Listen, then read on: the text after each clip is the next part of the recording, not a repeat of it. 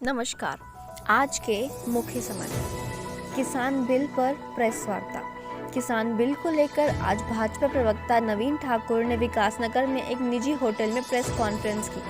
उन्होंने कांग्रेस पर किसानों को उकसाने का आरोप भी लगाया और ये बिल किसानों के हितों के लिए बहुत लाभदायक भी बताया। जब हमने उनसे सवाल पूछा कि पूर्व में जब यही बिल कांग्रेस की सरकार ला रही थी तो भाजपा ने भी इस बिल को किसानों के साथ धोखा बताया था, पर आज भाजपा इसे किसानों के लिए वरदान मान रही है। उसके जवाब में भाजपा प्रवक्ता ने कहा कि उस समय कांग्रेस ने रंगनाथन कमेटी की सिफारिशों को अनदेखा कर दिया था, जबकि हमने उस कमेटी की कई सिफारिशों को लागू किया है।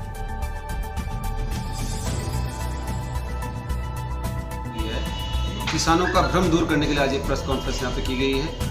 अधिकांश 90% किसान भारतीय जनता पार्टी के पक्ष में है, साथ है केवल 10% वही किसान जो कांग्रेस के मकर जाल में, भ्रम जाल में फंसे हुए हैं, जिनको जानकारी नहीं है, जानकारी का अभाव है। उन लोगों का भ्रम दूर करने के लिए आज एक प्रेस कॉन्फ्रेंस यहाँ की गई है। किसानों के जीवन में बहुत अत्यधिक बदलाव इस बिल के द्वारा आएगा। किसानों को बिचौलियों के मकर जाल से बिल मुक्त करेगा। इस आशय के साथ आदरणीय नरेंद्र मोदी जी ने ये 3 बिल इस सत्र में, मानसून सत्र में पास किए और किसान अपनी फसल पूरे देश में कहीं पे भी जहाँ पर उसको अच्छा मूल्य मिलेगा वहाँ बेच सकेगा। कांग्रेस द्वारा भ्रम फैलाया जा रहा है कि सरकारी खरीद बंद हो जाएगी।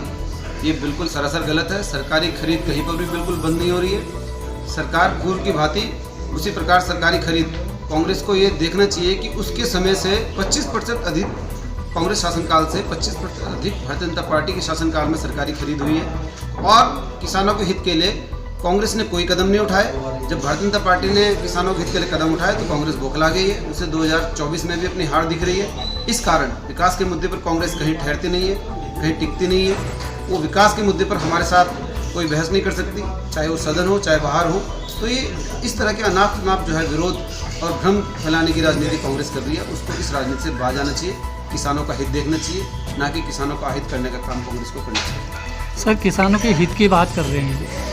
2012 में जब यही बिल कांग्रेस ला रही थी तो उस समय भाजपा भी सर विरोध कर रही थी। तो ऐसा क्यों होता है कि जब विपक्ष में होते हैं तब उस तरीके की भाषा होती है, जब सत्ता में होते हैं तो उस तरीके की भाषा?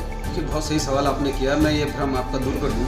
2012 में जब कांग्रेस बिल ला रही थी, कांग्रेस रंगनाथन कमेटी की जो सिफारिश थी उसके हिसाब से बिल नहीं ला रही थी। उस कमेटी में ये सिफारिश की गई थी कि किसानों का जो मूल्य फसल में है उसके अतिरिक्त 50% जो है लाभ किसानों को मिलना चाहिए। ये सारी चीज़ें, बहुत सारी चीज़ें उस बिल में बदलाव करके भारतीय जनता पार्टी लेके आई।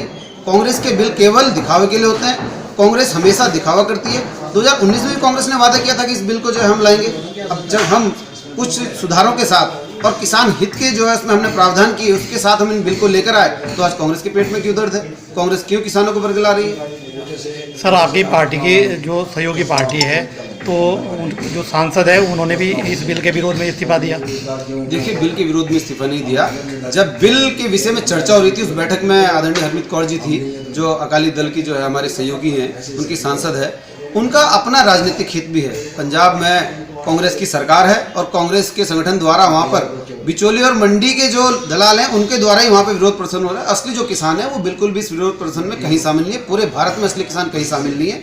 तो उनकी अपनी राजनीतिक जो है चिंताएं हैं, इस कारण उन्होंने इस्तीफा दिया। ऐसा बिल्कुल भी नहीं है कि वो विरोध में उतरी हो या उन्होंने इस बिल की